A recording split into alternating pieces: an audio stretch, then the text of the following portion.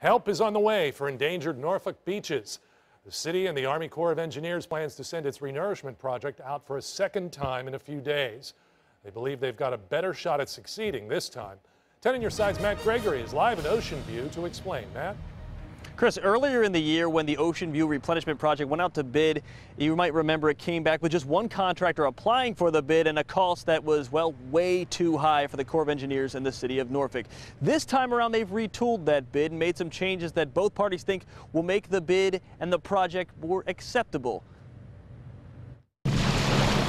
The erosion of sand and the dunes in East Beach happened quickly, and when this month's floodwater rose up, it quickly ate away the dunes. I don't think anybody really expected to lose 20 feet of beachfront and to have little sprigs of grass left at the end of all the wind and rain. John Green is a resident of East Beach, and for 7 years he's seen the tide rise and the sand recede. But this month, the Army Corps of Engineers and Norfolk plan to change that. We're looking at awarding a contract in the December timeframe and starting construction January 2016, and then the contractor will have a 365-day period of time to actually dredge the sand and place it along the 7-mile shoreline.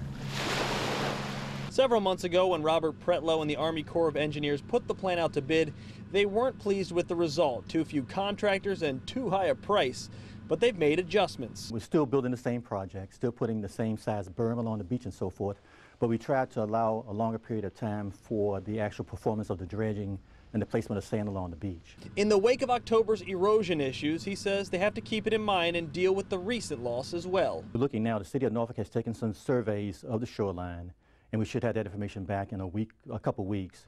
Then we can determine volume-wise how much material may have been lost.